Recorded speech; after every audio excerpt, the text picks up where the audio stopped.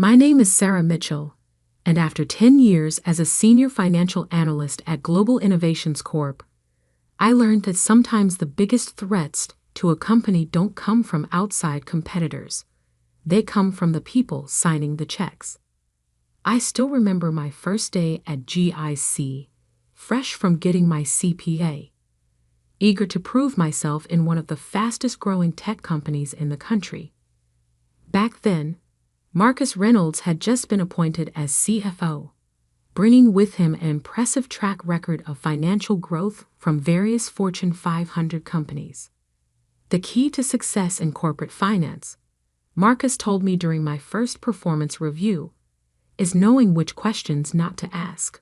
I should have recognized that red flag, but I was too focused on learning from his supposed expertise. For 8 years, everything seemed perfect. Our quarterly reports showed consistent growth, our stock price kept climbing, and Marcus was hailed as a financial genius. I worked my way up from junior analyst to senior financial manager, earning a reputation for attention to detail that would eventually save my career and expose a massive fraud.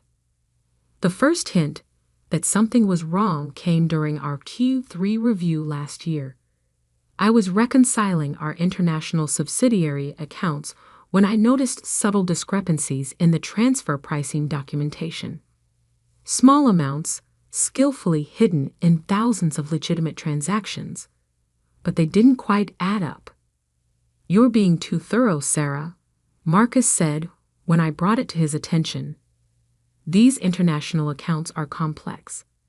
Some irregularities are normal." But I couldn't shake the feeling that something was off. I began keeping detailed records of every suspicious transaction, storing copies of documentation on a secure private server, not because I suspected fraud yet, just because it was my job to be thorough. Then came the Asian expansion project. GIC was planning to acquire 3 tech companies in Singapore, and I was assigned to conduct the financial due diligence. That's when I found it. A pattern of systematic fraud, hidden in plain sight. Marcus had created a brilliant scheme. He was using our international acquisitions to hide massive financial manipulations. Money would flow through multiple subsidiaries, getting lost in a maze of transactions before disappearing into offshore accounts. The amounts were staggering. Over $100 million siphoned off over 5 years. I spent 2 weeks documenting everything, cross-referencing transactions, building an airtight case. I knew I had to report it to the board, but I needed to be certain. One mistake could ruin careers, including mine. The night before I planned to present my findings, I received an urgent email from Marcus requesting an early morning meeting. Walking into his office at 7 a.m., I knew something was wrong. 2 security guards stood by his desk, and Janet from HR sat in the corner, her expression carefully neutral. "We've discovered some disturbing information, Sarah," Marcus began, his voice cold. "It seems you've been manipulating our financial records quite extensively." My blood froze as he slid a folder across his desk. Inside were transaction records, modified to make it appear that I had been the one orchestrating the fraud. My signatures had been forged on key documents, timestamps altered, approval chains rearranged. "The evidence is quite clear," Marcus continued. "You've been using your position to hide fraudulent transactions. The board has been notified." I looked at the forged documents, mind racing. He had planned this perfectly, using my own attention to detail against me. Every transaction I had investigated had been doctored to implicate me instead. "Clean out your desk," he ordered, smirking slightly. "Security will escort you out. And Sarah? I'd avoid talking to anyone about this. Fraud charges can lead to serious prison time." I stood there, years of work and reputation crumbling around me. But as I looked at Marcus's smug face, something inside me calmed. He thought he had won. He thought he had destroyed all evidence of his crimes. He hadn't. What Marcus didn't know was that I had learned more than just accounting during my years at GIC. I had learned how digital forensics worked, how to create undeniable audit trails, and most importantly, how to protect truth in a way that no one could erase. As security escorted me out, I heard Marcus already on the phone. Yes, we caught it in time. The acquisition review can proceed as planned. I smiled slightly, thinking about the external auditors who would arrive next week to review the acquisition. They would find something interesting in their review, something that would make them dig deeper than Marcus ever expected. Because sometimes the best defense isn't fighting back immediately. Sometimes it's letting your enemies think they've won while the evidence they didn't know about slowly comes to light. Marcus thought he had buried the truth under forged documents and false accusations. What he didn't know was that the real evidence was already safely documented, time-stamped, and waiting to be discovered by people he couldn't control. The forensic audit team would arrive in exactly 7 days, and they were about to find the biggest financial fraud case of the decade. Part 2. The preparation. The first thing I did after being escorted out wasn't call a lawyer. Instead, I drove to a small cyber cafe 2 towns over and accessed my secure private server. Marcus had surely seized my work computer, but he didn't know about my personal backup system. "They're doing a complete audit of your department," messaged Tom from it, a friend who'd helped me set up my secure documentation system months ago. "Reynolds is having everything scrubbed." Of course he was. But what Marcus didn't understand about modern forensic accounting was that every attempt to hide evidence creates new evidence. From my secure location, I watched through encrypted logs as Marcus's team combed through company servers, methodically altering records. Each change they made was automatically documented by the hidden protocols I'd put in place. My apartment became my war room. 3 laptops displayed different aspects of my counter strategy. Screen 1. The official GIC financial records, being systematically altered by Marcus's team. Screen 2. My secured backup records, showing the original transactions. Screen 3. A real-time log of every change they were making, each one strengthening my case. The external auditors are from Anderson and Price. Messaged Lisa from the finance department. She'd been my mentor when I started and knew something was wrong. Top forensic team. Reynolds is trying to rush them through before the acquisition. Perfect. Anderson and Price had a reputation for being thorough. They wouldn't be rushed. 2 weeks after my firing, Marcus made his first major mistake. In his hurry to cover the money trail, he authorized a series of correcting entries that contradicted previous quarterly statements. Getting questions from the SEC about revised filings, Lisa reported, "The changes aren't matching up with the original submissions." I smiled, watching the discrepancies multiply. In financial fraud, it's not the original crime that usually exposes you, it's the cover-up. Then came an unexpected ally.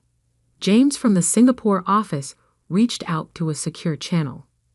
"Those acquisition targets you were investigating," he wrote, "2 of them are shell companies. Just empty offices and paperwork. I've got photos and documentation." I thanked him but warned him to stay quiet. The forensic audit would need to discover this independently to be credible. 3 weeks in, signs of Marcus's growing desperation started showing. The auditors were asking too many questions, digging too deep into the international transactions. "Sarah," his email read, "perhaps we acted hastily. Would you consider consulting on some historical reconciliations? For appropriate compensation, of course." I didn't respond. A few days later, another email arrived offering a generous settlement, in exchange for signing some backdated documents. His nervousness was showing. The auditors must have found something. They're working through weekends now, Lisa reported. Marcus has the team recreating transaction histories, but the numbers aren't adding up. Can't make the cash flows balance. Of course they couldn't. International transfers have too many independent verification points. Change one record, and you have to change hundreds of others to maintain consistency. 1 week before the acquisition deadline, I received an urgent message from David, our external counsel, who'd quit after my firing. "You need to see this," he wrote, attaching internal memos. "They're planning to pin everything on you." Created a whole paper trail of forged authorizations. I checked my secure logs. Every document they forged, every alteration they made, was being independently recorded and timestamped. The truth was growing stronger with every lie. The final week was intense. Marcus's team worked around the clock, trying to patch holes in a fictional narrative. Each fix only created new discrepancies. The auditors found the Singapore shell companies, Lisa messaged. They're expanding the scope of their investigation. Marcus is furious. His final attempt to reach me came through my old supervisor. "Whatever you think you have, it won't matter.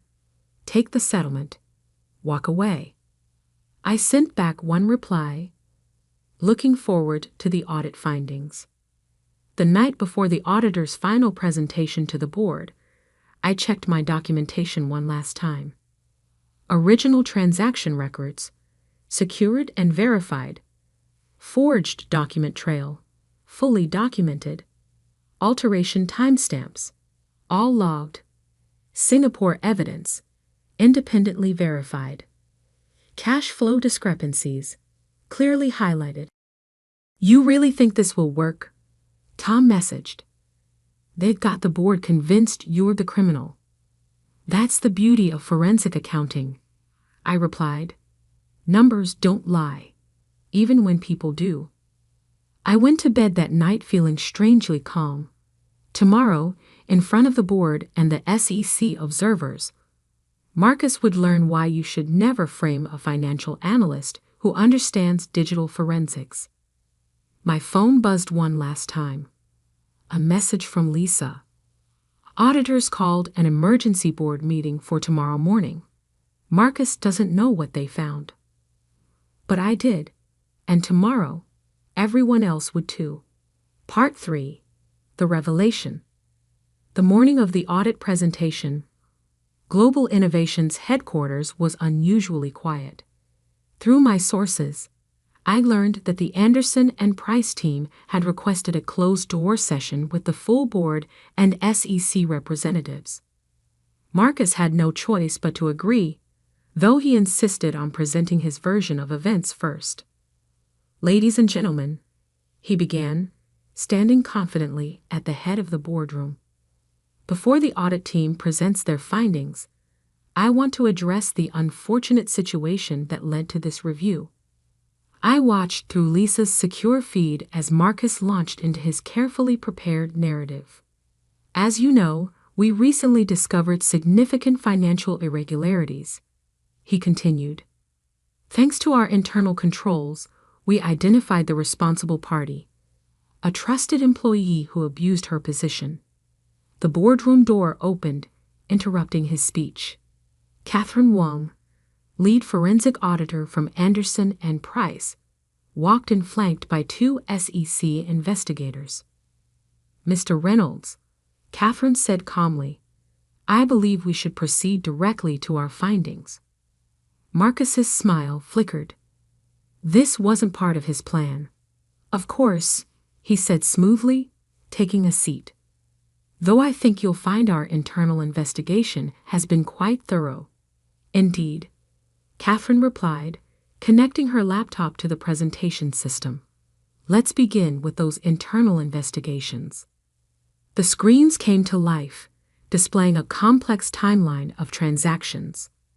"What you're about to see," Catherine announced, is one of the most sophisticated financial fraud schemes we've encountered, and its revelation comes thanks to one of the most detailed forensic documentation trails I've ever seen. Marcus shifted uncomfortably as Catherine began her presentation. First, let's examine the official records, she said, pulling up GIC's books. According to these, Sarah Mitchell orchestrated a complex fraud scheme. However, the screen split, showing parallel transaction records. These are the original records, preserved through independent blockchain verification. Notice the timestamps, digital signatures, and authentication chains. The board members leaned forward, studying the discrepancies. Every alteration made to company records over the past month was automatically logged. Catherine continued. Each attempt to hide the original fraud created new evidence of deliberate manipulation. She clicked through a series of slides, revealing the full scope of Marcus's scheme. Shell companies in Singapore with no actual operations. Transfer pricing manipulations hiding money movements. Forged approvals with impossible timestamps. Backdated documents contradicting official filings. But the most damning evidence, Catherine said, comes from the very attempt to frame Ms. Mitchell. The screens show a detailed analysis of the forged documents used against me. These forgeries contained a fatal flaw, Catherine explained. They used digital signatures generated after Ms. Mitchell's system access was revoked. In other words, these documents could only have been created by someone with CFO-level authorization. Marcus stood up abruptly. This is speculation. Actually, one of the SEC investigators cut in. It's evidence, and there's more. The next hour was a methodical destruction of Marcus's entire fraud scheme. Every transaction, every forgery, every attempt at cover-up was exposed in precise detail. In total, Catherine concluded, we've documented $127.3 million in fraudulent transactions over 6 years. The attempt to frame Ms. Mitchell appears to have been triggered by her discovery of the Singapore shell companies. The board chairman looked physically ill. And the acquisition targets? Fake, Catherine confirmed. Empty offices and paid actors. The acquisition was meant to hide the money trail permanently. Marcus tried one last time. These are just technical glitches. These are federal crimes. The SEC investigator interrupted. Mr. Reynolds, I suggest you contact your attorney immediately. What happened next was a blur of activity. Security arrived to escort Marcus out. The SEC investigators began sealing off financial records. The acquisition was immediately halted. By evening, I received a call from the board chairman himself. Ms. Mitchell, he said, sounding exhausted, we owe you an enormous apology and a debt of gratitude. Would you be willing to meet tomorrow to discuss returning to GIC? We need someone with your skills to help clean up this mess. I had a better offer in mind. 1 year later, I'm no longer just a financial analyst. I'm the youngest CFO in GIC's history, leading a completely restructured finance department. The systems I designed to catch Marcus's fraud have become standard practice across the industry. Marcus? He's facing 20 years in federal prison. Turns out we weren't his first target, just the first one who kept better records than he did.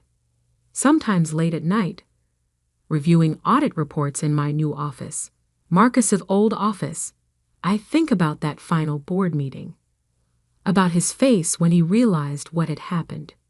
He thought he was framing an ordinary analyst, but what he really did was trigger the most sophisticated forensic trap ever created. The irony, if he'd been honest, I would have helped him improve our financial systems legitimately. But he chose fraud, Forgetting the first rule of modern finance, in a digital world, the truth leaves traces that cannot be erased. These days, when I speak at accounting conferences, someone always asks about the case. They want to know if I planned it all from the beginning. I just smile and tell them what I've learned. In finance, the best defense isn't just following rules. It's creating systems where truth can always be verified. Because sometimes, the quiet analyst in the corner office isn't just checking numbers. Sometimes, they're building a shield to protect the entire company from those who would destroy it from within. GIC recovered, stronger than before. Our stock price has doubled since the fraud was exposed, built on a foundation of genuine growth and absolute transparency. Every quarter, when I present our financial results, I remember what my father, also an accountant, always told me. Numbers tell stories, Sarah. Make sure yours tells the truth. Thanks to modern forensic accounting and careful documentation, my story told the truth louder than any lie Marcus could create. And that's a balance sheet I'm proud to stand behind.